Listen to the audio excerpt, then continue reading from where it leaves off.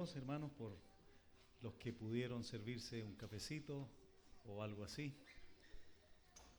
Y gracias también al Señor por conocer nuevos hermanos en el corto tiempo que tuvimos. Y una de esas conversaciones me lleva a decir esto.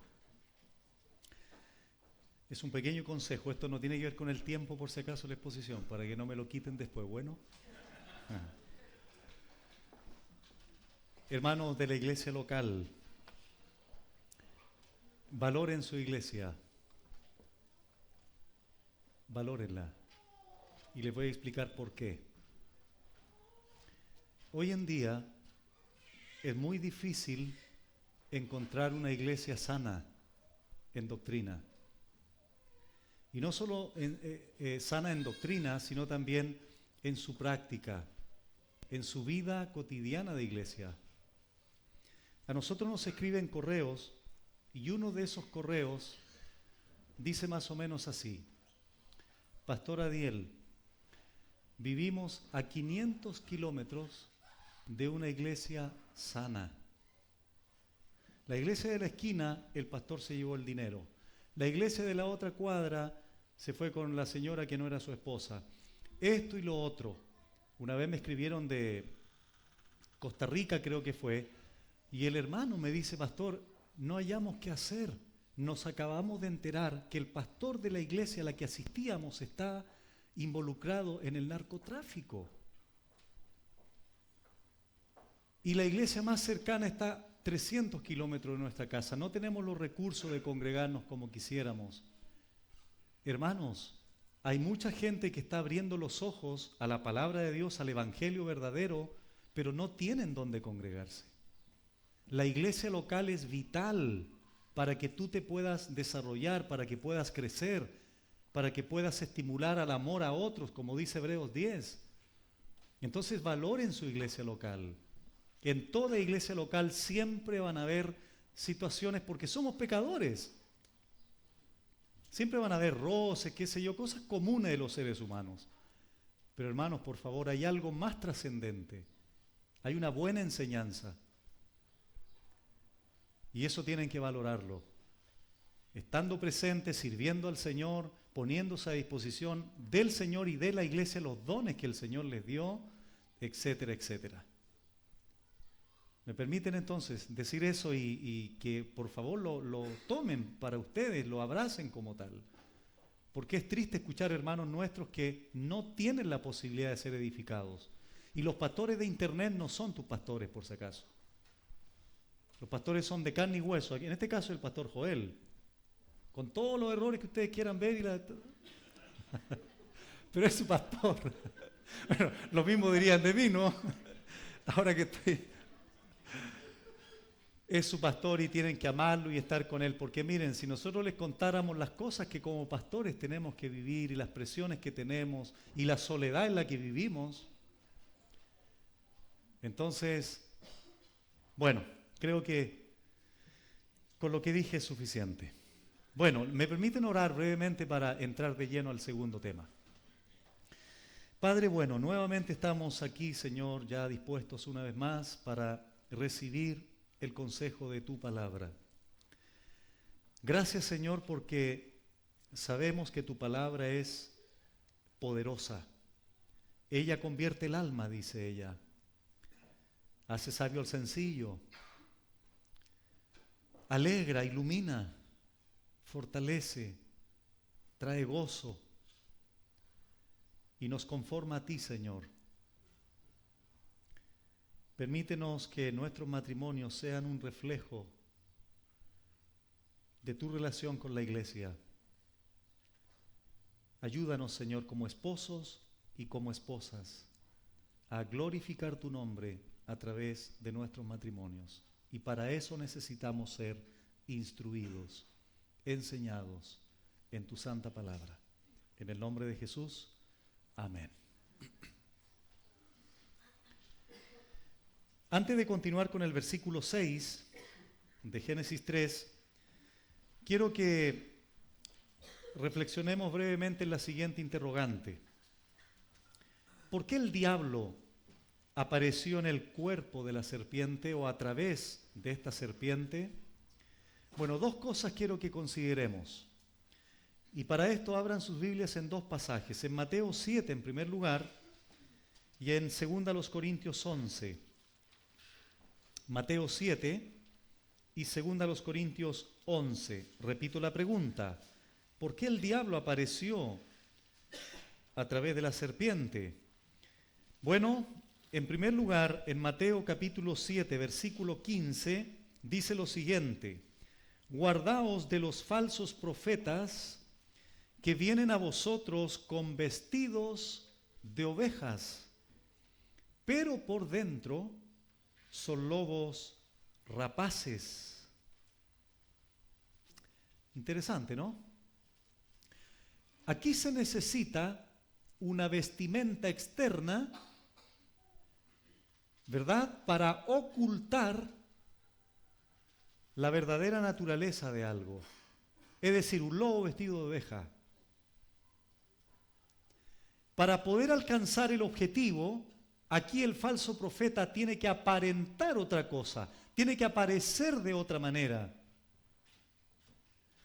Le decía a un hermano en la conversación, es difícil que un falso profeta que llega a esta iglesia en algún minuto se presente aquí con el pastor Joel, mucho gusto, soy el falso profeta número 1 de Pitrufquén. Vengo a congregarme a su iglesia, hermano. Es obvio, ¿no? ¿Cómo va a llegar? Disfrazado. Probablemente con una apariencia de piedad, probablemente va a comenzar a infiltrarse primero con algunas familias, va a comenzar primero a informarse de lo que pasa en la congregación, porque esa es una vestimenta que se utiliza para lograr un objetivo malicioso. Es lo que hizo el diablo en Génesis 3. En 2 Corintios 11, versículo 3 dice: pero temo que como la serpiente con su astucia engañó a Eva, vuestros sentidos sean de alguna manera extraviados de la sincera fidelidad a Cristo. Noten ustedes aquí el apóstol Pablo se va a Génesis 3 y señala la astucia de la serpiente. ¿Para qué? Para engañar. Pero sigue diciendo el apóstol Pablo algo interesante, versículo 13 al 15. Porque estos son falsos apóstoles, obreros fraudulentos, que se ¿qué? Que se disfrazan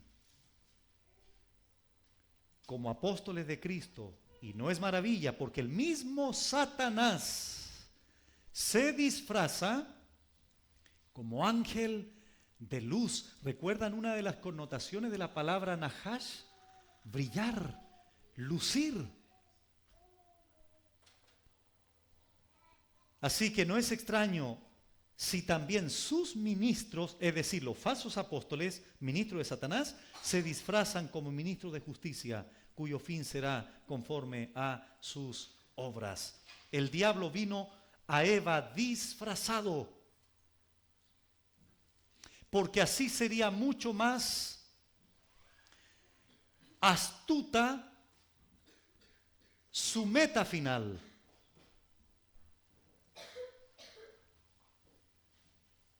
Se le apareció para asaltarla en forma, repito, astuta, engañosa, sutil, como vaso frágil, con un marido, atención esposos, pasivo, relajado podríamos decir, leyendo el diario en una hamaca todo el día, cerca del árbol prohibido. No podía estar en una posición más vulnerable la mujer. Entonces esa es una de las razones por las cuales el diablo aparece disfrazado para alcanzar su objetivo final. Y en segundo lugar, no había más seres humanos en quienes más pudiese tomar. El diablo tenía la opción de tomar a la serpiente para comunicarse pecaminosamente con Eva y traer la tragedia al mundo entero. y soy majadero en este principio. Y todo,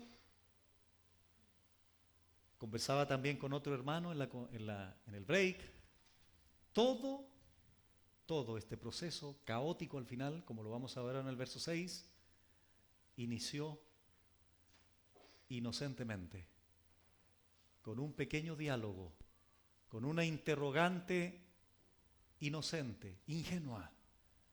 No, hermanos, tenemos que ser muy, muy sensibles al Señor y a su palabra y entender cómo opera el diablo. E indudablemente también tenemos que entender cómo somos nosotros, hermanos. Por eso es que, lo vamos a ver a continuación, por eso es que no podemos jugar con fuego. Porque te vas a quemar. Porque somos débiles. ¿Entiendes? Somos frágiles. Somos frágiles, hermanos. Y hay ciertos pecados que en el caso de los hombres somos mucho más propensos, somos mucho más vulnerables. Eso tenemos que entenderlo. No tenemos que hacernos los indiferentes a esa realidad, porque eso va a impedir que seamos más determinantes en las acciones que tenemos que tomar. La Biblia lo dice, somos débiles, somos frágiles. Bueno, regresamos a Génesis 3. A continuación, lo que comenzó con esa interrogante probablemente tan ingenua, podríamos decir, terminó en la consumación de ese pecado. Versículo 6, y vio, esto se refiere a Eva, la mujer, que el árbol era bueno para comer y que era agradable a los ojos y árbol codiciable para alcanzar sabiduría, y tomó de su fruto y comió y dio también a su marido, el cual comió así como ella. Aquí se está refiriendo obviamente al árbol de la ciencia, del conocimiento del bien y del mal. Entonces aquí, hermanos, llegamos a la consumación del primer pecado de la raza humana. Pero lo interesante es cómo astutamente Arum comenzó a desarrollarse todo este proceso, orientado por el diablo hasta llegar a su meta. Ese punto de partida, ese inicio de ese proceso pecaminoso,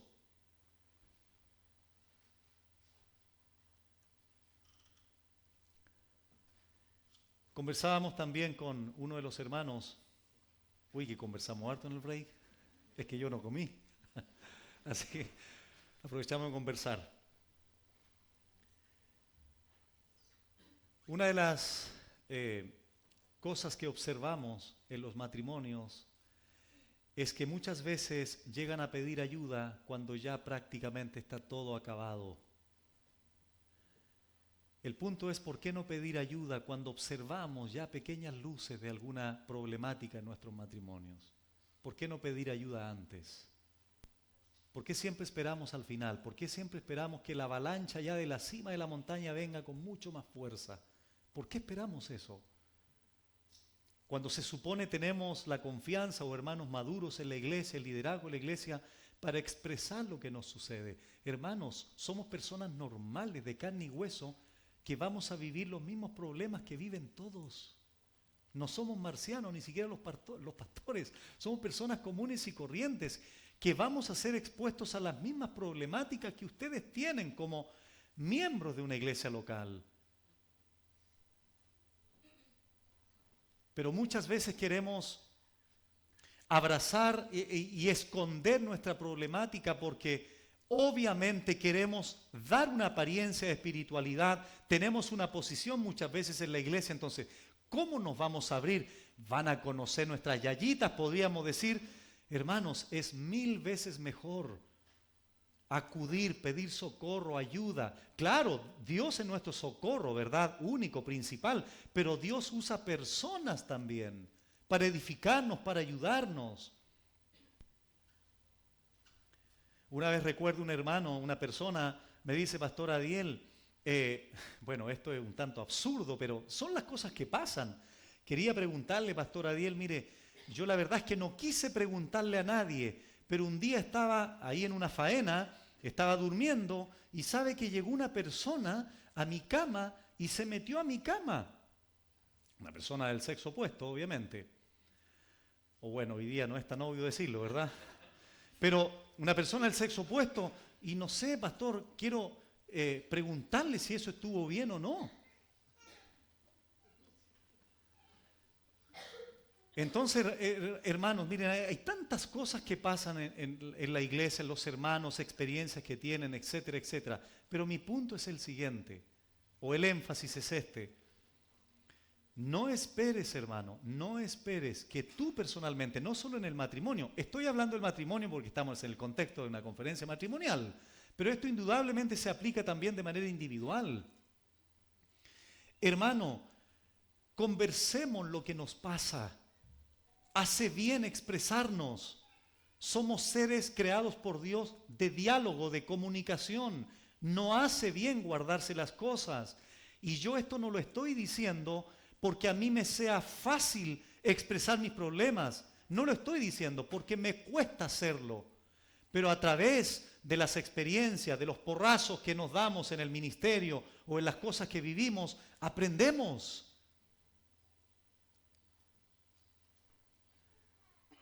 Entonces, este mismo ejemplo que les puse, ¿por qué no pediste consejo? Alguien te habría dicho, es mejor que no te involucres con novios antiguos, en nuevos diálogos, en recordar cosas. Eso es un potencial problema mañana.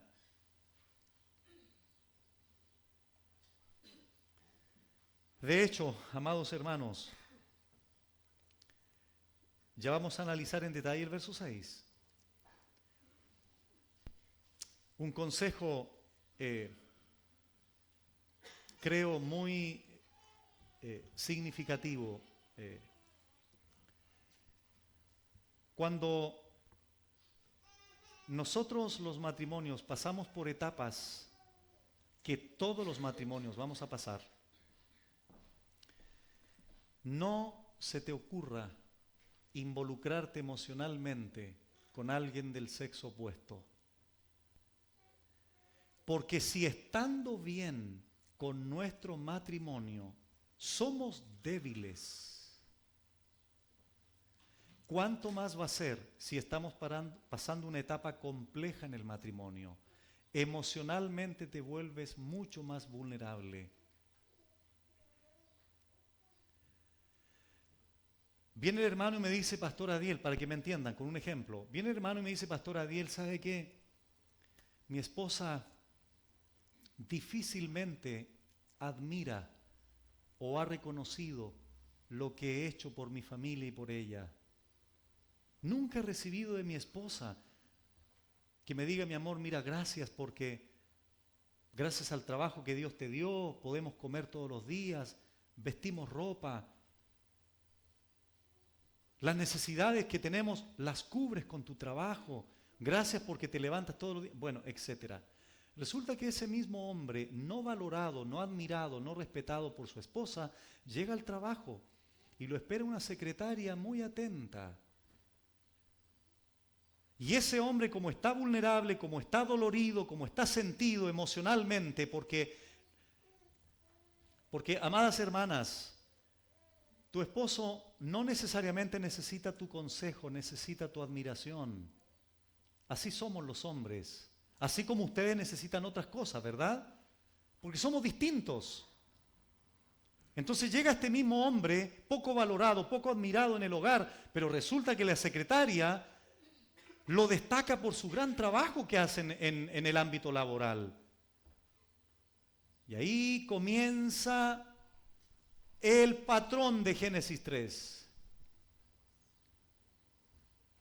Te aseguro, querido hermano, te aseguro o te garantizo que si esa situación no se corrige en el hogar, matrimonialmente hablando, esa situación en el trabajo, en 2 meses, en 3 meses, en 6 meses, será adulterio. Porque somos débiles. Peor aún si ese hombre dejó su devoción por el Señor. Ya no ora, ya no está aferrado a la palabra de Dios. Peor, va a caer fácilmente. Porque somos débiles. No fue necesario que la serpiente mordiera a Eva para envenenarla con sus mentiras. Solo bastaba con que ella estuviera dispuesta a dejar de oír y obedecer a Dios. Y noten, hermanos, noten por favor esto. ¿Cómo es posible que lo que Dios había dicho que les traería muerte irremisiblemente, ahora ella diga, ¡uy, qué lindo! ¡Uy, qué bonito! ¡Uy, qué agradable! ¿Te das cuenta la distorsión que hay en ella? Hay un problema en Eva. Adán indudablemente transmitió este mandato que Dios le dio a él de manera particular en Génesis 2, 16, 17. Lo más probable es que Adán le dijo a Eva lo que Dios había mandado, lo que Dios había dicho. Y si nosotros comemos de ese fruto, Eva, ciertamente moriremos. No solo físicamente después, sino espiritualmente. Pero ahora ella, noten hermanos los verbos que utiliza el verso 6, nuevamente por favor, y vio. ¿Notan aquí los sentidos cómo están? Y vio la mujer que el árbol era bueno para comer. ¿Cómo puede ser bueno algo para comer que te va a traer muerte? Bueno para comer y que era agradable a los ojos. ¿Cómo puede ser agradable una muerte irremisible? ¿Cómo puede ser bueno eso? ¿Cómo puede ser agradable eso? Ah, lo que pasa es que Eva ya está totalmente seducida para alcanzar sabiduría, codiciable para alcanzar sabiduría. Bueno, ella vio que el árbol era bueno para comer, es decir, satisfacer las necesidades de su cuerpo. Dios les había dado un cuerpo a ellos. Y ella ve de esta forma ese fruto. Eva vio que era agradable a los ojos, es decir, tenía un atractivo a la vista. Estéticamente era algo agradable.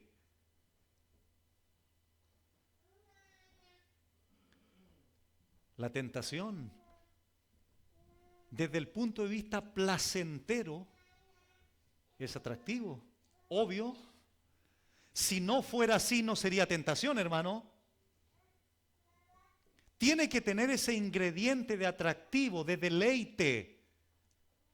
De lo contrario, no sería una tentación. O sería fácil decir que no. Pero ¿a quién no le gusta el placer? El placer es un deleite. Y hay buenos placeres que Dios nos dio. De hecho, la vida íntima sexual en el matrimonio es un regalo hermoso de Dios para nosotros, para que lo disfrutemos. Satanás es el que distorsiona lo que Dios nos ha dado como regalo, pero el sexo en la vida matrimonial es algo maravilloso, es algo lindo. De hecho, creo, por el peso argumentativo bíblico, que esa vida íntima es uno de los elementos que Dios nos da a nosotros para empujarnos a la reconciliación, por ejemplo. Es un medio de gracia que Dios nos da. Por eso es que la vida matrimonial íntima, sexual del matrimonio, tiene que ser algo que esté funcionando de manera normal, deleitosa. Bueno, no es el tema ese, pero si después me invitan puedo hablar de eso, ¿ya? No, hace broma. Entonces Eva vio que era agradable a los ojos, es decir, atractivo a la vista, estéticamente agradable, etc. Codiciable para alcanzar sabiduría. Para alcanzar sabiduría. ¿Qué contradicción, hermanos? ¿Para alcanzar sabiduría? Al mismo tiempo no pudo ver las consecuencias que le traería comer ese fruto.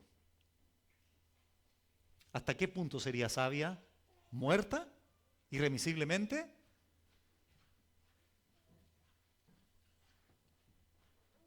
Así de pecaminoso es el pecado, hermanos. Así de poderoso es el pecado que nubla o empaña la razón. Los mismos casos anteriores. ¿Cómo es posible que alguien piense que con otra mujer estará mejor? ¿Cómo es posible? Y el pecado, hermanos, como lo vamos también a ver, nunca se muestra con todas sus consecuencias. Siempre habrá sorpresas cuando alguien peca, cuando alguien cae en algún pecado, sobre todo en algo del adulterio. Ahora bien, probablemente más de alguno de ustedes me podría decir, pastor, ¿usted por qué habla tanto del tema del adulterio? Porque es una triste realidad en las iglesias. Y por eso tengo que hablar recurrentemente de eso. Porque es la realidad. Que se esconda es otra cosa, pero es la realidad.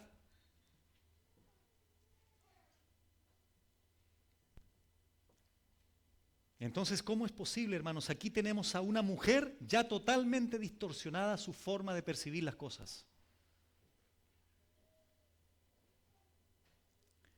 Y Eva todavía no logra dimensionar la cantidad de consecuencias que habrían por comer del fruto prohibido.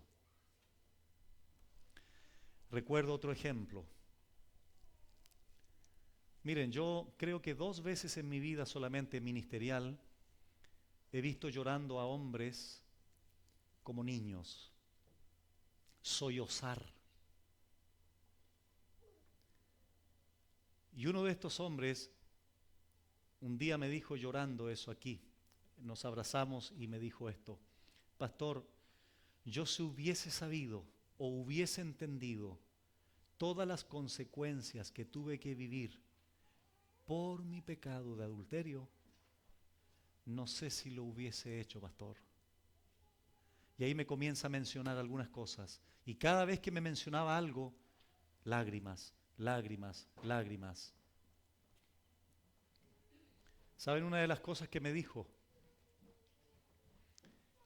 Yo no soporto, me dice, y no aguanto, que de repente cuando me levanto en la noche al baño, mi esposa ya no está en la cama y la escucho en el sillón llorando del living, diciéndole al Señor, ¿por qué mi esposo me hizo esto? Y él escuchando eso. Eso me parte el corazón, me dice. Pero es algo que ya sucedió.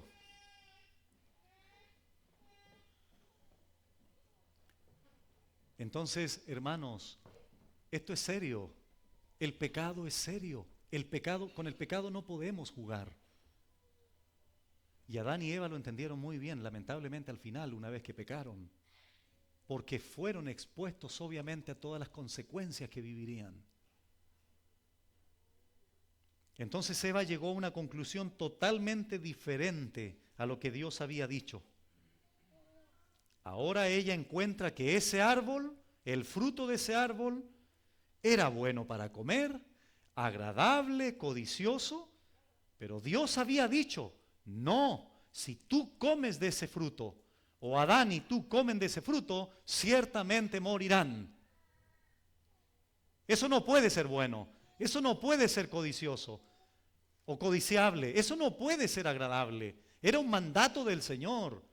Y no es que la serpiente había dicho, lo que la serpiente dijo con respecto a Dios, Dios había dicho, no, Dios no dijo, Dios mandó. Eso marca la diferencia. Dios no sugiere, Dios manda.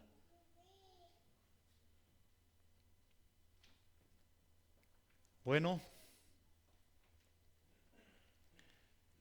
Dios había mandado, dentro de otras cosas, a tener dominio sobre las bestias. Ahora la serpiente estaba dominando a Adán y Eva. ¿Entienden el punto?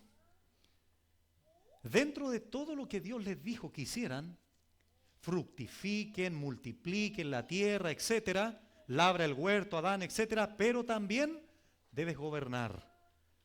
debes enseñorear las bestias.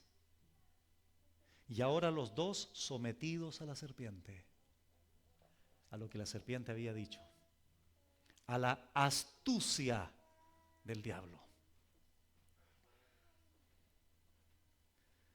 De hecho, curiosamente, después en 1 Timoteo 2, recuerdan cuando Pablo está dando los argumentos sólidos ahí y dice, no permito a la mujer enseñar ni ejercer dominio. Y Pablo da argumentos muy sólidos que no tienen que ver nada con la cultura, tienen que ver con un diseño estructural establecido por Dios. Génesis 2 o Génesis 1 y 2. Porque Adán fue formado primero y Adán no fue engañado, sino Eva cayó en transgresión o incurrió en transgresión. Curiosamente. Lo que llama la atención, hermanos, porque el texto dice al final del 6, y dio también a su marido, el cual Adán le dijo, esposa mía, eso Dios lo ha prohibido. Perdón, no dice eso la Biblia, ¿cierto? Adán, hermanos, a mí lo que me llama la atención, lo fácil que él se dio. Eva ya había desobedecido, la mujer ya había incurrido en transgresión, el poder de seducción de su mujer fue tal que Adán se dio fácilmente ante ese pecado. No hubo ningún impedimento de Adán. ¿No les llama la atención a ustedes? No sé, ni siquiera hay algo entre medio. Noten lo que dice el texto 6. Y tomó su fruto, bueno, Eva, y comió.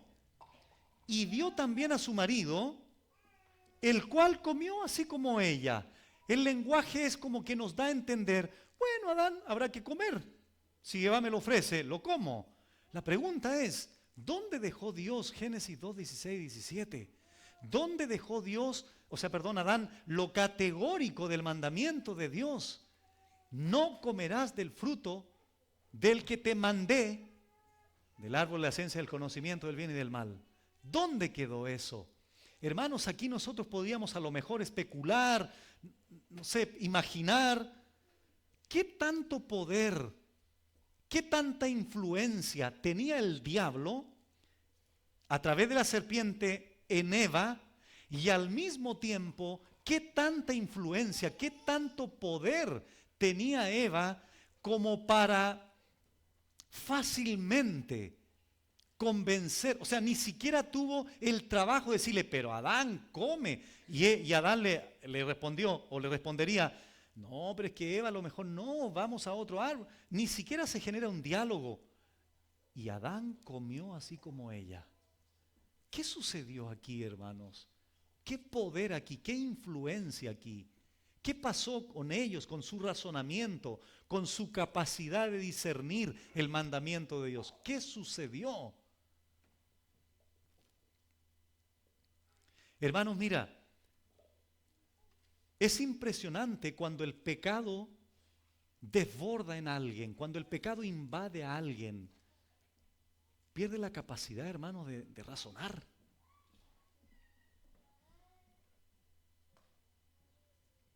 Todo influenciado por la serpiente, insisto, pero astutamente.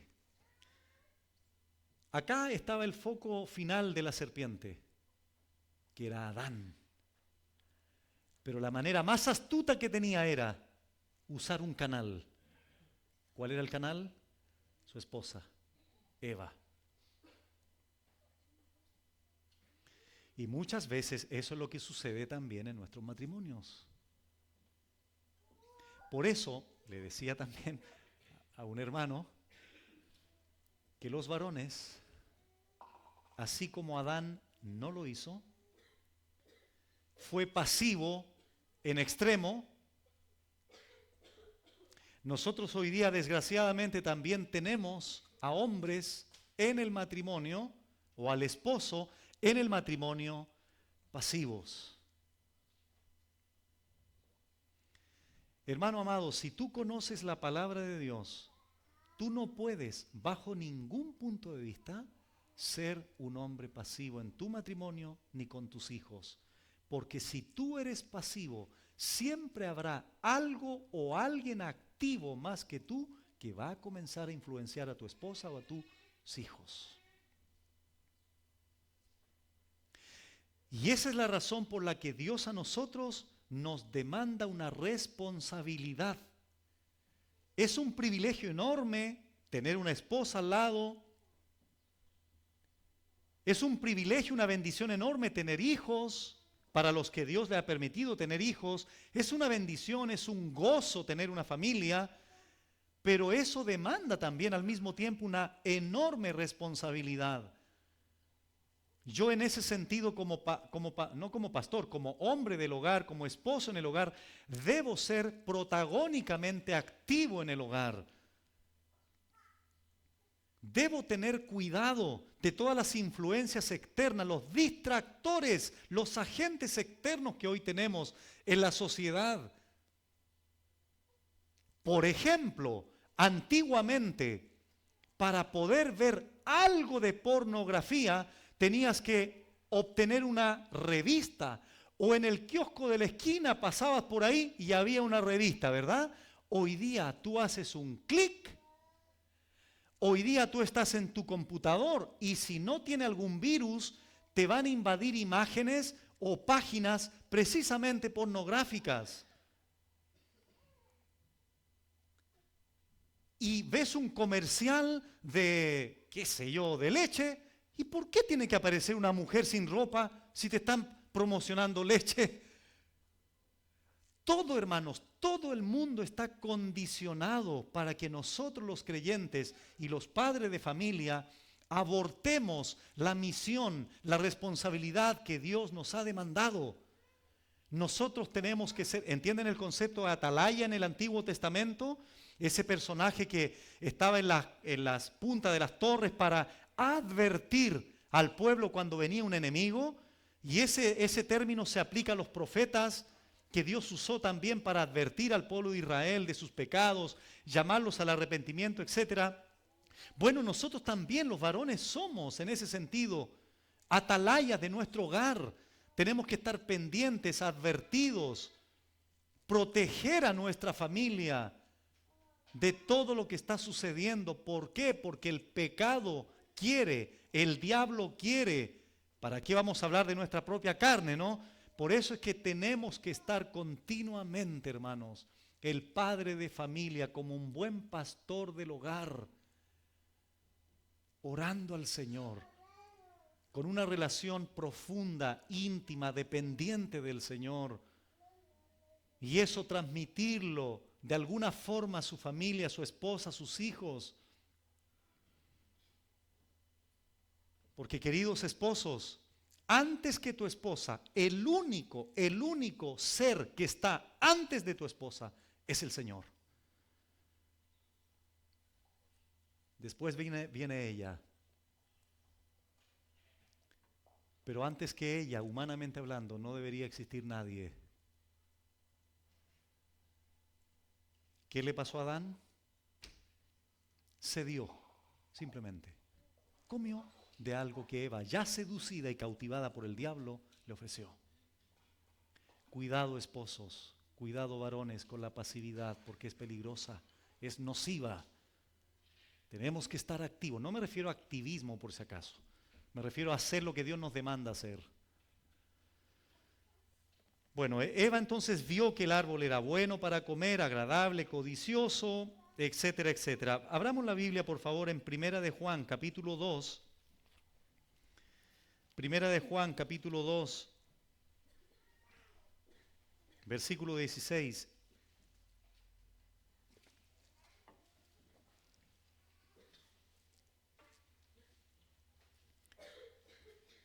Y esto confirma en alguna medida lo que acabo de señalar. El mundo en el que vivimos, el sistema en el que estamos nosotros inmersos hoy día, nos ofrece tantas cosas. Pero hay algo interesante aquí que dice el apóstol Juan 2:16, porque todo lo que hay, 15, perdón, tomémoslo del 15, no améis al mundo, ni las cosas que están en el mundo. Si alguno ama al mundo, el amor del Padre no está en él, porque todo lo que hay en el mundo, y noten, hermanos, aquí una pequeña relación con lo que le sucedió a Eva, al ver, al codiciar, etc. Número 1, los deseos de la carne. Número 2, los deseos de los ojos. ¿Qué le pasó a Eva? Vio que el árbol era bueno. En tercer lugar, la vanagloria de la vida. No proviene del Padre, sino del mundo. Y el mundo pasa y sus deseos. Pero el que hace la voluntad de Dios, cosa que no hizo Adán y Eva, permanece para siempre. Y hermanos, esta tentación con respecto a este mundo en el que estamos viviendo será siempre una realidad. Estará siempre vigente. ¿Tratando de qué? De apartarnos de hacer la voluntad de Dios.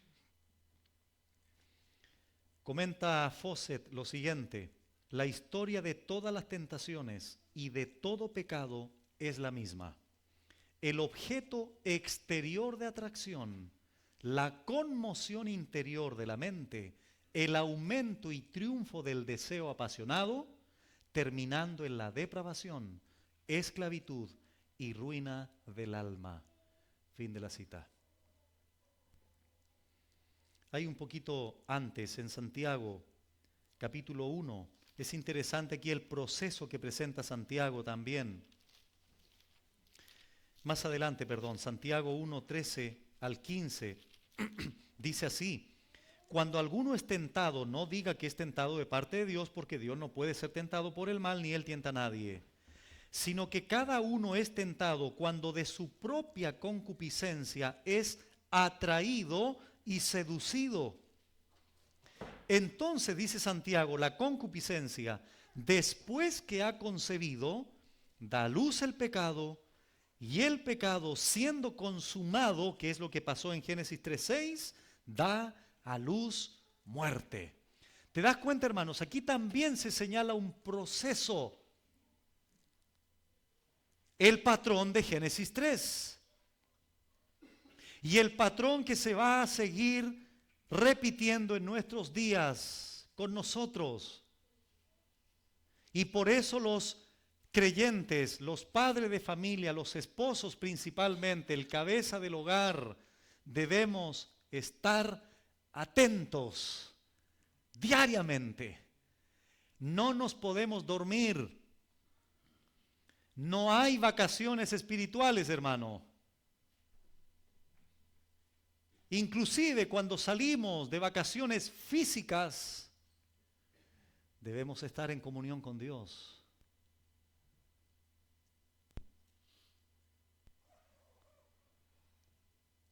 Ahora, querido hermano, escucha por favor esto. Eva, o la mujer, estaba cerca del árbol prohibido. No era pecado estar cerca, pero facilitó su caída y engaño. Hay un teólogo alemán que se llama Helmut Tillich. Dijo estas palabras: de una forma muy significativa, el Padre nuestro nos enseña la petición: no nos dejes caer en la tentación, ni siquiera nos permitas llegar a la situación que nos pueda inducir a pecar. También es significativo que esta petición no diga: sácanos de la tentación, paréntesis, una vez caído en ella, sino más bien: no nos dejes caer en la tentación. Cuando nos acercamos al árbol, se nos acelera el pulso, se dispara nuestra curiosidad y se despiertan nuestras pasiones.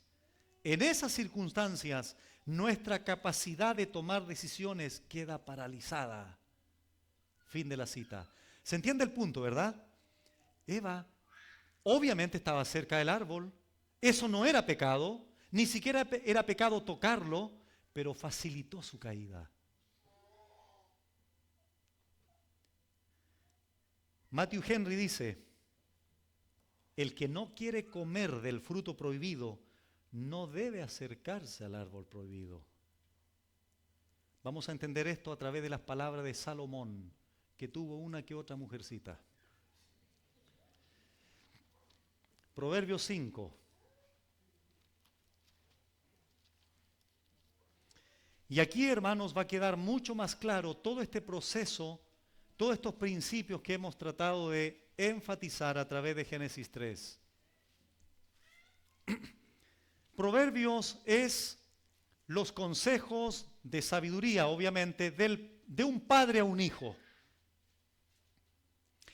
Y curiosamente, hermanos, el hombre que tuvo más mujeres es el que da estos consejos.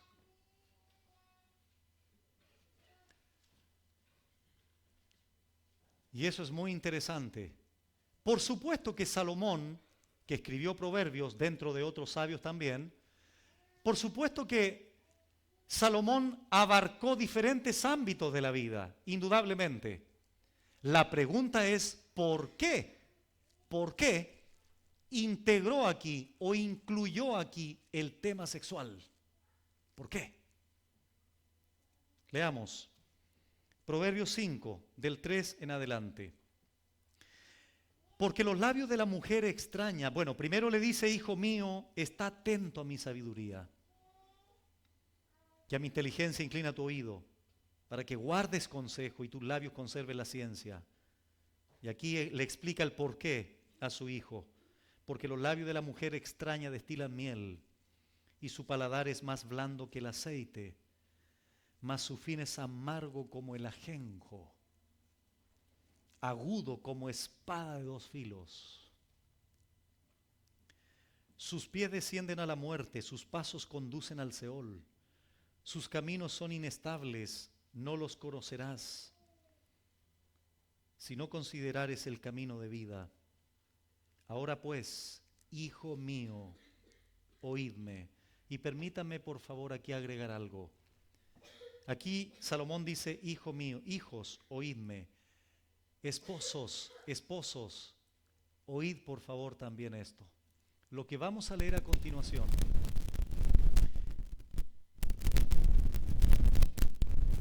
No sé, que lo que me da la impresión que son las baterías.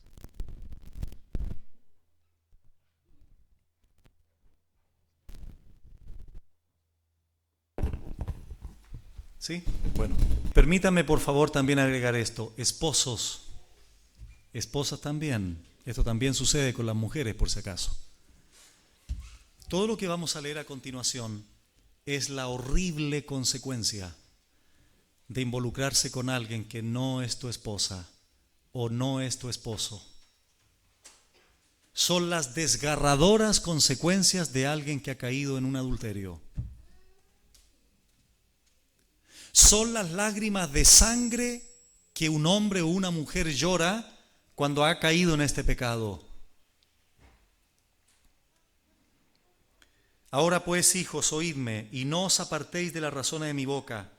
Aleja de ella tu camino, y no te acerques a la puerta de su casa, para que no des a los extraños tu honor, y tus años al cruel.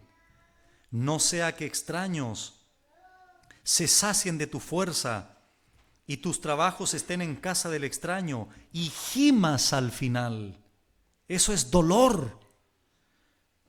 Cuando se consuma tu carne y tu cuerpo. ¿Recuerdan a David cuando cayó en pecado con Betsabé? Envejecieron mis huesos, dijo él, después de haber pecado con Betsabé. Y digas, cómo aborrecí el consejo, y mi corazón menospreció la reprensión. No oí la voz de los que me instruían, y a los que me enseñaban no incliné mi oído. Casi en todo mal he estado en medio de la sociedad y de la congregación. Proverbios 6, 23 en adelante. Porque el mandamiento es lámpara y la enseñanza es luz y camino de vida. Las reprensiones que te instruyen, para que te guarden de la mala mujer, de la blandura de la lengua de la mujer extraña, de la mujer extraña, de la blandura de su lengua, palabras insinuantes, palabras provocativas, palabras que se exceden del límite.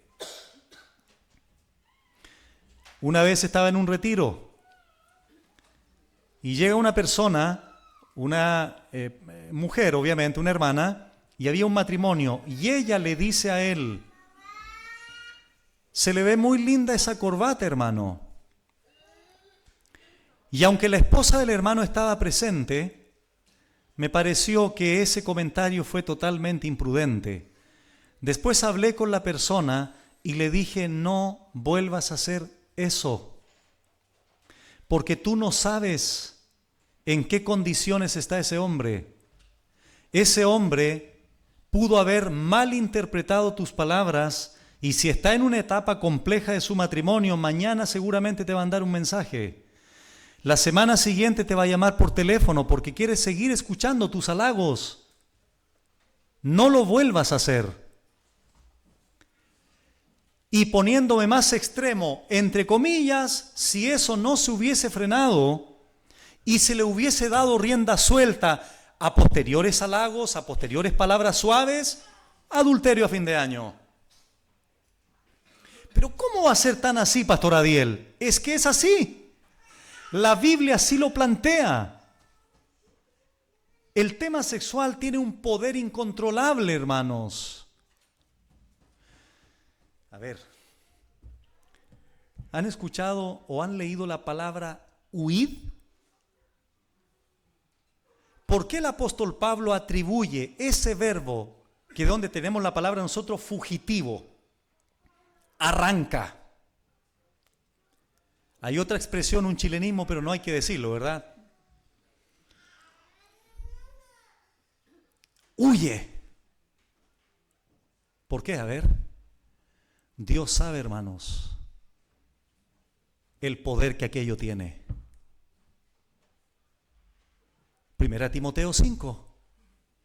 Cuando Pablo aconseja a Timoteo: mira, Timoteo, cuando hables con un hermano maduro en la iglesia, trátalo como a un padre. Cuando hables con una hermana madura, trátalo como a tu mamá. Cuando hables con un hermano joven, como un joven. Pero cuando hables con una muchacha, con una señorita, trátala con toda pureza.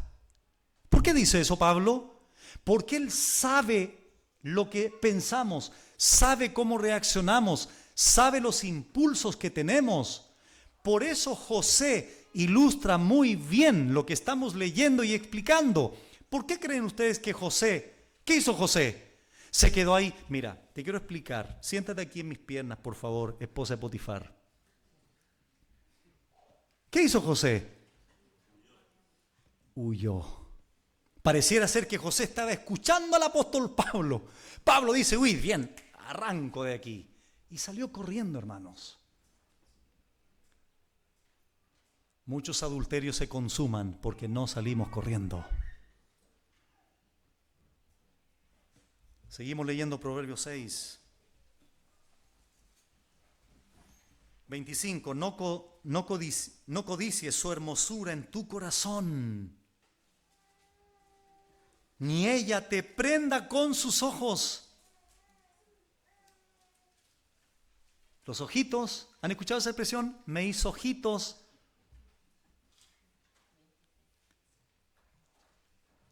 Inocentemente podríamos decir: ¿pero qué tiene, pastor, que una hermana ahí me mueva un poquito el ojo, así un poco coquetita? Es que eso es lo que dice la Biblia, hermanos. Estas son advertencias para no caer en lo extremo, ya en la consumación del pecado como tal.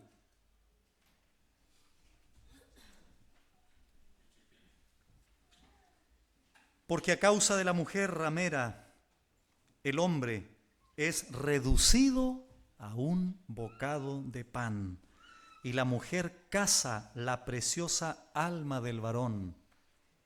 Y aquí está lo que les dije anteriormente: ¿tomará el hombre fuego en su seno sin que sus vestidos ardan? La respuesta es no, se va a quemar, va a sufrir. ¿Andará el hombre sobre brasas sin que sus pies se quemen. Y esto aquí está en el contexto de lo que Salomón está escribiendo, en el ámbito sexual. Capítulo 7, versículo 10 en adelante. Cuando he aquí una mujer le sale al encuentro con atavío de ramera y astuta de corazón, astuta, ¿les parece familiar ese adjetivo?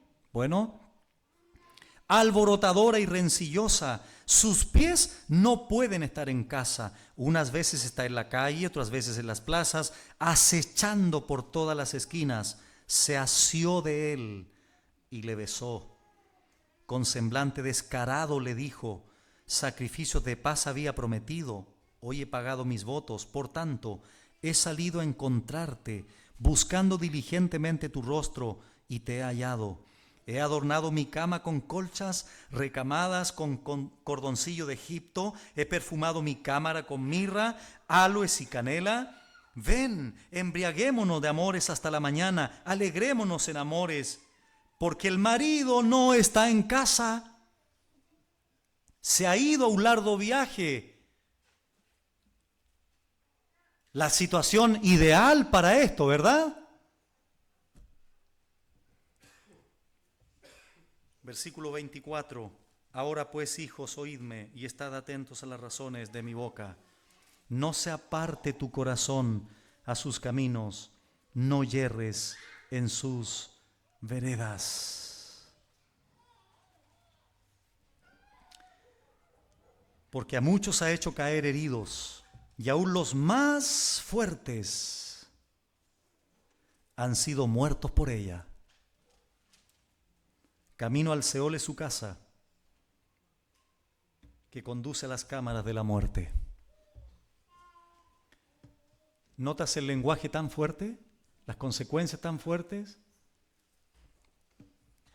Y esto ilustra todo este proceso que estamos viendo también en Génesis. El hombre más fuerte, Sansón, cayó por las mujeres. El hombre más devoto e íntegro cayó por las mujeres, David. El hombre más sabio, siendo más sabio, cayó también por las mujeres.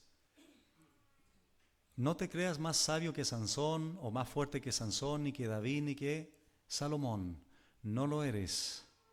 Y ellos, siendo los más fuertes, los más íntegros, los más sabios, cayeron en eso. Tú también caerás si no te cuidas y no dependes del Señor, de tu dependencia del Señor. Y esos son los consejos, hermanos. Arrancar, evitar, cerrar la puerta antes. Una vez me llamó una persona y me dijo: Pastor Adiel, ayúdeme por favor, me dice, porque tengo problemas con la pornografía.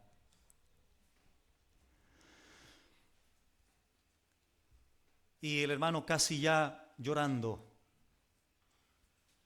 he intentado esto, lo otro. Y le digo esto: mira, yo podría, y eso se puede aplicar a otros pecados también, indudablemente, pero voy a profundizar más en esto mañana. Le digo: mira, hermano, tú podrías cambiar la clave. A lo mejor le podrías dar la clave a tu esposa para que te ayude, si es que sabía la problemática. A lo mejor tus hijos, para que también te ayuden, y sabes que si te metes a internet ellos igual van a ver, qué sé yo. Mira, podría aconsejarte que no tengas internet, que no tengas ninguna red social. 4 o 5 consejos prácticos. Pero mira, eso es tan fuerte y tu debilidad es tan grande que aunque cambies la clave, que aunque la sepan tus hijos, te la vas a arreglar para que si quieres ver pornografía la vas a ver igual. ¿No es así? Así es. Te las vas a arreglar igual. Por lo tanto, lo único que te puedo decir: cae delante del Señor de rodillas, dile al Señor, cuéntale al Señor, confiesa tu pecado al Señor y pídele desde lo más profundo de tu ser que te socorra, que te ayude, a que te dé las fuerzas para impedir ver esas cosas. Y esa fortaleza de ese socorro, de esa dependencia, de esa petición, de ese ruego al Señor, te va a fortalecer y te va a ayudar a no involucrarte con eso, independientemente de los demás consejos prácticos que puedas hacer. Porque eso es lo que verdaderamente nos ayuda, hermanos. Nuestra conciencia, el temor de Dios en nuestros corazones. Pero eso se debe de alimentar, se debe de cultivar a través de una relación personal con el Señor. Y lo mismo pasa en este sentido. He tenido conversaciones con pastores. Ustedes dirían, pero a los pastores también les pasa eso. Pastores que han expresado: hermano, mira, consiervo, me vi tentado con una mujer que no es mi esposa en un vuelo de avión. Y empecé a maquinar pensamientos porque mi esposa estaba lejos. Era fácil a lo mejor salir a la ciudad o del aeropuerto, irnos a un hotel. ¿Eso escucharlo de un pastor? Sí. Porque los pastores son seres humanos. Pero él lo expresa, él pide ayuda para que oráramos por él. Porque es una realidad. La Biblia así lo plantea. Tenemos ese potencial en nosotros, inclinados a este aspecto de la vida, de esta tentación más grande que tenemos los hombres y las mujeres. El poder es una tentación grande también. Bueno, regresamos a Génesis 3.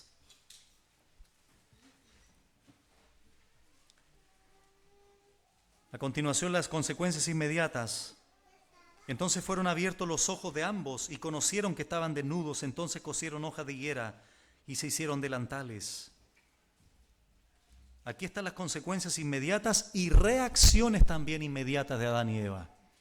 Fueron abiertos los ojos de ambos, conocieron que estaban desnudos.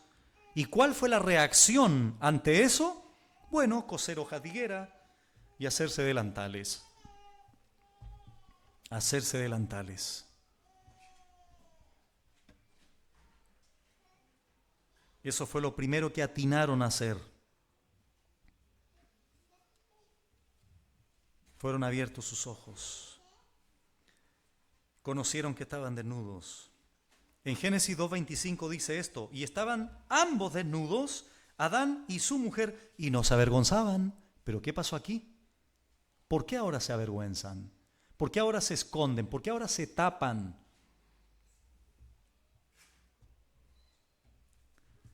Anterior a esto había aceptación, había satisfacción, pero ahora vergüenza, desnudez. Lo curioso es que lo que había sido creado por Dios para comer, porque para eso fueron los árboles, las plantas, ellos eran vegetarianos antes del pecado. Ahora lo usan con un propósito diferente. Están distorsionando el diseño de Dios, el propósito de Dios. Ahora sacan una hoja de higuera para cubrirse. Probablemente antes la comieron, ahora se cubren con ella. Delantales aquí tiene que ver con cubiertas, con cinturones o fajas que cubrían, incluidos sus genitales, obviamente. De aquí viene todo esto, hermanos.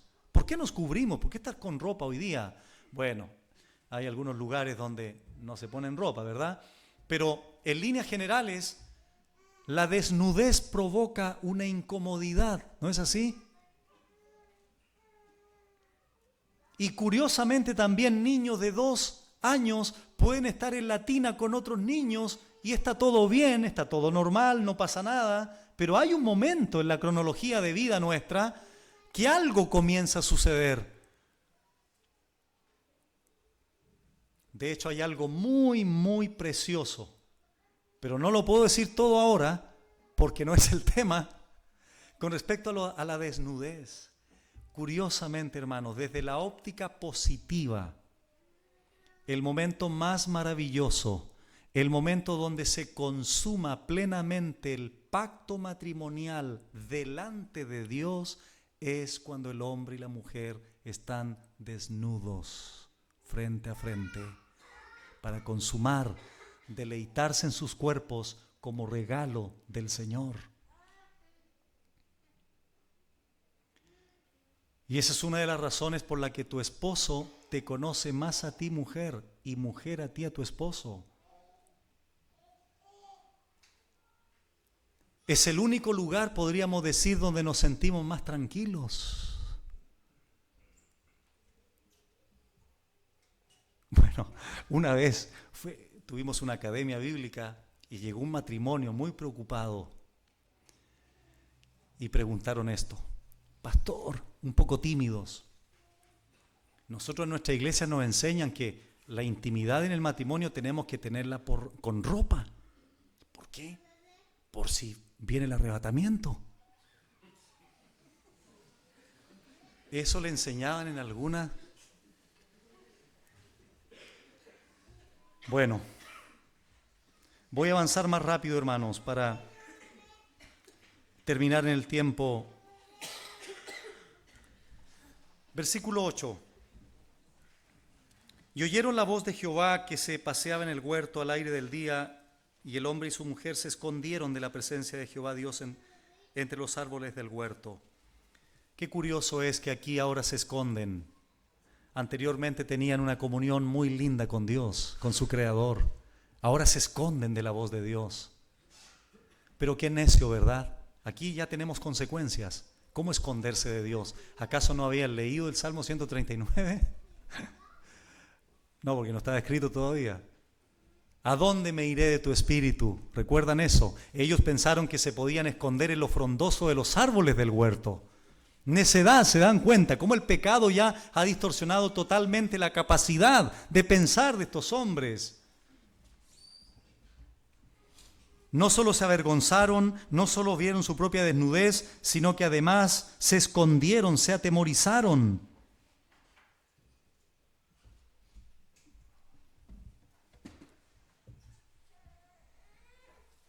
Pero hermanos, oyeron la voz de Jehová en el huerto. Y una de las cosas más impresionantes para mí son estas preguntas que Dios les hace. Miren, hermanos, Dios como soberano, como creador, pudo haberlos eliminado. Dios pudo haberlos extinguido a esta pareja. Pero Dios se pone a conversar con ellos.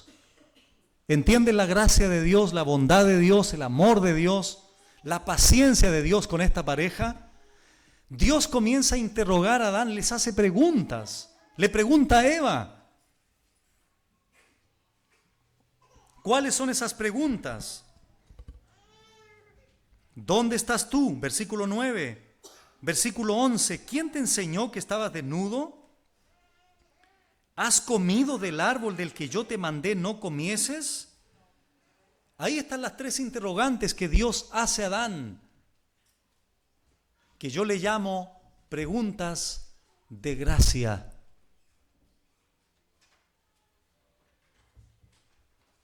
Preguntas de gracia. Dialogó con Adán, dialogó con Eva, pero declaró a la serpiente. Eso es muy interesante también. No le pregunta nada a la serpiente, simplemente le dice la consecuencia de su acción. Pero con Adán y Eva conversa, dialoga. ¿Te das cuenta la distinción que señalé al principio en la introducción? Hay una distinción significativa de Dios para con su creación en cuanto a los seres humanos. Dios dialoga con Adán. ¿Dónde estás tú? Bueno, Dios no es omnisciente, claro. Dios no estaba buscando información, sino arrepentimiento en Adán. Adán debía entender que Dios ya sabía que él estaba perdido. Y es una pregunta que hace reflexionar a Adán, es una pregunta que busca ese propósito, que Adán volviera a Dios, que Adán reconociera, que Adán se arrepintiera. Dios no quiere que ninguno perezca, dice el apóstol Pedro, sino que todos procedan al arrepentimiento. Y noten, hermanos, lo que contesta Adán aquí. Más Jehová Dios llamó al hombre y le dijo, ¿dónde estás tú? Y él respondió, Adán respondió, oí la voz en el huerto y tuve miedo porque estaba desnudo y me escondí. Me escondí. ¿Notaron algo? Adán contestó con los síntomas.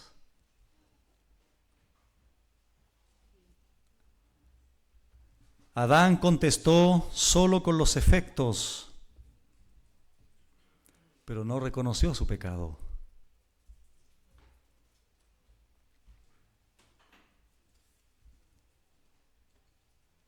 Dios le dice nuevamente, ¿quién te enseñó que estabas desnudo? ¿Has comido del árbol del que yo te mandé no comieses? Preguntas de gracia para Adán. Es un diálogo de gracia. Dios mandó no comer.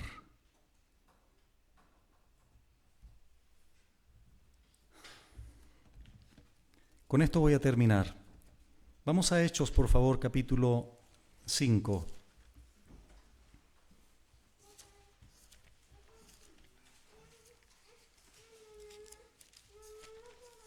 Hechos capítulo 5. Ustedes conocen muy bien aquí, hermanos, lo que pasó con Ananías y Zafira por esta venta que tuvieron, lo que sustrajeron del precio, sabiéndolo también su mujer, y trayendo solo una parte a los apóstoles, ¿verdad? Pero lo que quiero destacar aquí, que tiene que ver con las preguntas de Dios a Adán de gracia, es lo siguiente. Noten el versículo 4, reteniéndola le dice Pedro, ¿no se te quedaba a ti y vendida no estaba en tu poder? ¿Por qué pusiste esto en tu corazón? No has mentido a los hombres sino a Dios.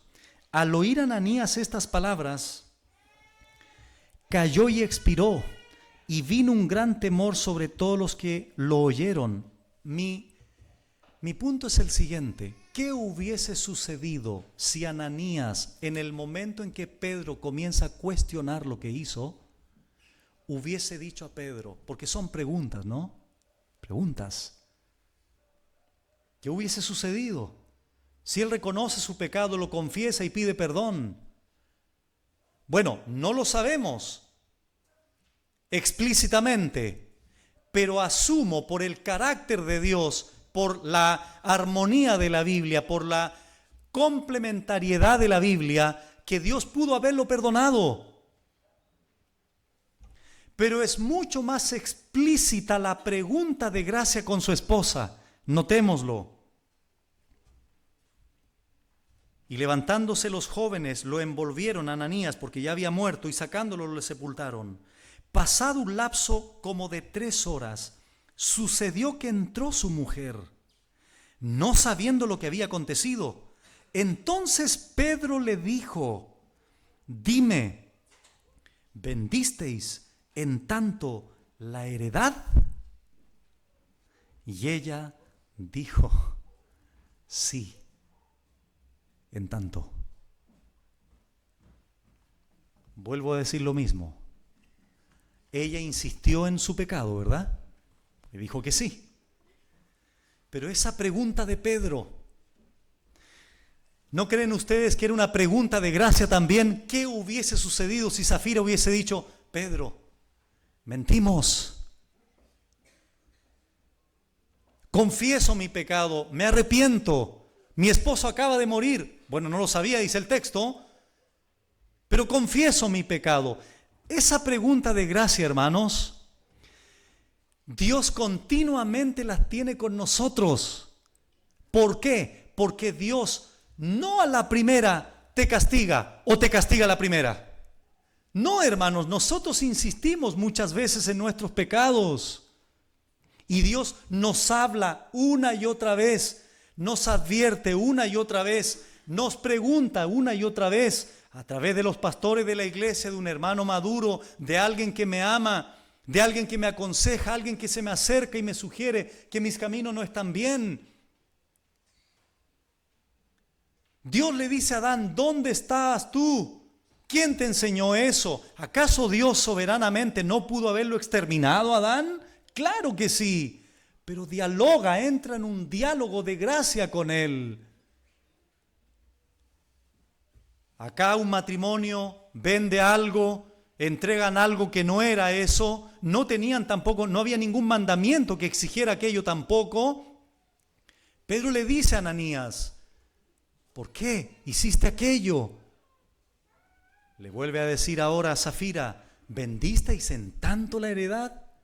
Zafira, ¿por qué contestaste que sí? ¿Por qué seguiste con tu pecado? Muerte. Y eso fue para traer temor a la iglesia. ¿Cuál es mi punto final entonces? Que las preguntas de gracia de Dios son precisamente para perdonarte, para que tú te arrepientas, para que confieses tu pecado.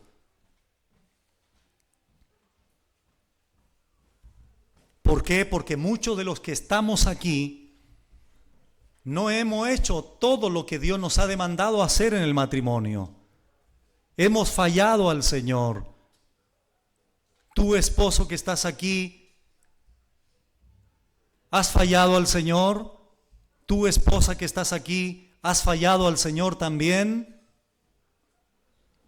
Todo lo que estamos haciendo este fin de semana son momentos, son advertencias de gracia del Señor para transformar nuestros matrimonios y someternos a su diseño.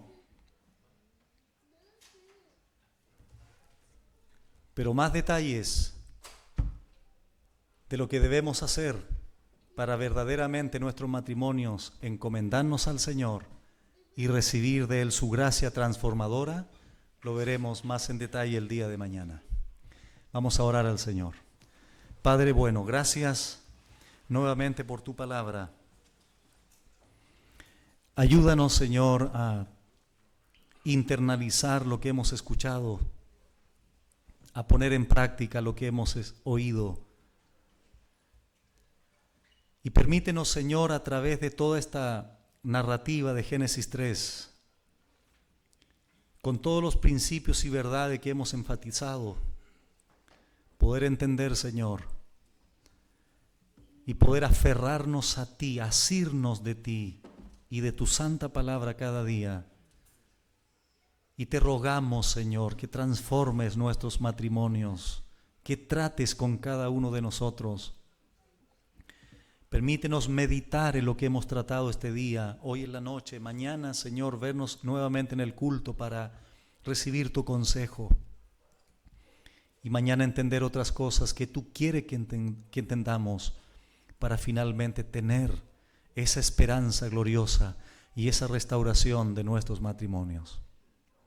A ti la gloria, bendito Señor. Amén.